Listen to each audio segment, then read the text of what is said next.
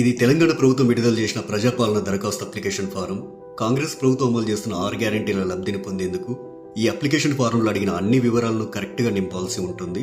ప్రజాపాలన దరఖాస్తులను ఎలా నింపాలో ఈ వీడియోలో చూద్దాం. ఈ దరఖాస్తు సంఖ్యను ప్రభుత్వం వారు చూసుకుంటారు. మీరు దీంట్లో ఏం రాయకండి. కుటుంబ వివరాల కింద మీరు కొన్ని వివరాలు రాయాల్సి ఉంటుంది. ఇక్కడ మీ పూర్తి పేరు రాయండి.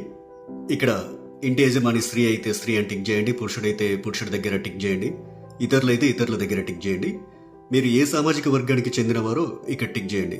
ఎస్సీ అయితే ఎస్సీ దగ్గర, ఎస్టీ అయితే ఎస్టీ దగ్గర, బీసీ అయితే బీసీ దగ్గర, మైనార్టీ అయితే మైనార్టీ దగ్గర టిక్ చేయండి. ఎస్సీ ఎస్టీ బీసీ మైనార్టీ కాని వారు ఇతరుల దగ్గర టిక్ చేయండి. ఇక్కడ వారి పుట్టిన తేదీ, పుట్టిన నెల, సంవత్సరం వరుసగా ఇవ్వండి. 12 అంకెల ఆధార్ కార్డ్ నెంబర్ ఇందులో ఫిల్ చేయండి. ఇక్కడ రేషన్ కార్డ్ నెంబర్ రాయండి. ఇక్కడ మీ మొబైల్ నెంబర్ రాయండి.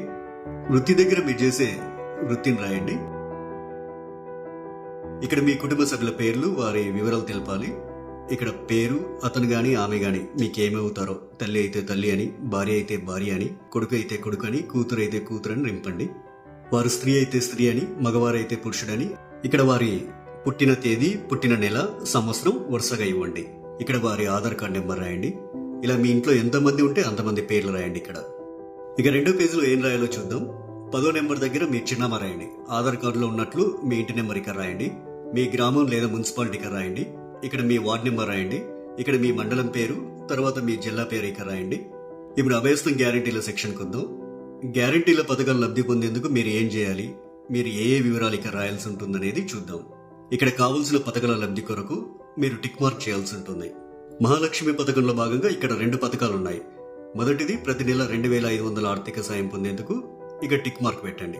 ఇక రెండోది 500 రూపాయలకు గ్యాస్ సిలిండర్ పొందేందుకు ఇక టిక్ మార్క్ పెట్టండి.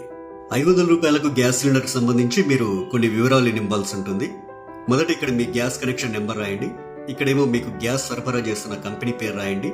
మీరు సంవత్సరానికి ఎన్ని గ్యాస్ సిలిండర్లు వాడతారో ఆ సంఖ్యని ఇక్కడ రాయండి. రైతు భరోసా పథకం కింద లబ్ధి పొందేందుకు ఇక్కడ కొన్ని వివరాలు ఇవ్వాలి. రైతులు ప్రతి ఏటా ఎకరానికి 15,000 రూపాయలు పొందేందుకు ఇక్కడ వివరాలు ఇవ్వాల్సి ఉంటుంది. మీరు రైతు అయితే ఇక్కడ టిక్ మార్క్ పెట్టండి. ఒకవేళ మీరు కౌలు రైతు అయితే ఇక్కడ టిక్ మార్క్ పెట్టండి. ఇక్కడ మీ పట్టాదారు పుస్తక నెంబర్లు రాయండి. మీరు సాగు చేస్తున్న భూమి వివరాలు అంటే సర్వే నెంబరు, విస్తీర్ణం అలాంటి వివరాలన్నీ ఇక్కడ రాయండి. మీరు వ్యవసాయ కూలీలైతే ఏటా ఇచ్చే 12,000 రూపాయల కోసం ఇక్కడ టిక్ మార్క్ చేయండి.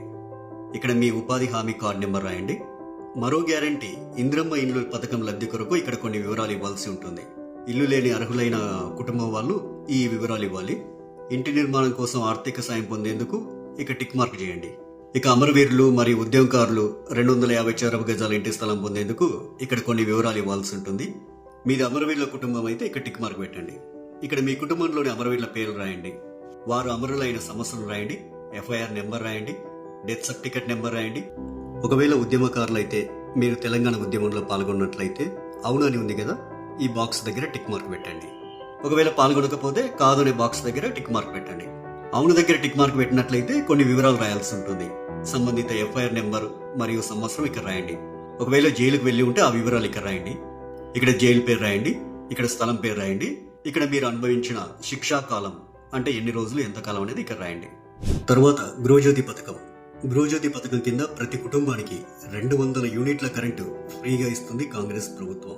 ప్రతి నెల దాదాపు మీరు ఎన్ని యూనిట్ల కరెంటు వాడతారో ఆ వివరాలు ఇక్కడ ఇవ్వాల్సి ఉంటుంది. 100 యూనిట్ల వరకు వినియోగిస్తే ఇక్కడ టిక్ చేయండి. 100 నుండి 200 యూనిట్ల వరకు వినియోగిస్తే ఇక్కడ టిక్ మార్క్ చేయండి.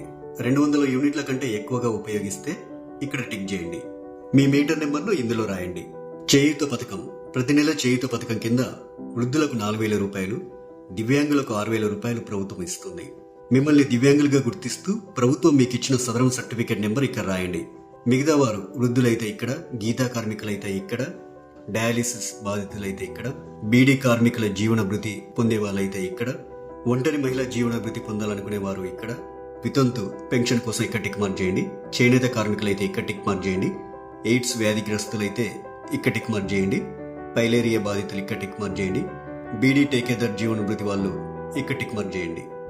ఈ అప్లికేషన్ ఫామ్ కు మీ ఆధార్ కార్డ్ జిరాక్స్, తెల్ల రేషన్ కార్డ్ జిరాక్స్ కాపీని జత చేయాల్సి ఉంటుంది. ఇక్కడ మీ సంతకం, ఇక్కడ మీరు అప్లికేషన్ ఇచ్చిన తేదీ రాయండి.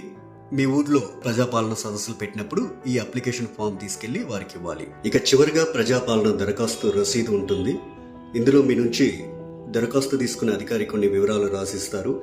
ఈ రసీదులో అధికారి దరఖాస్తు సంఖ్య రాస్తారు. అభయస్వం గ్యారెంటీలకు సంబంధించి టిక్ మార్క్ చేస్తారు.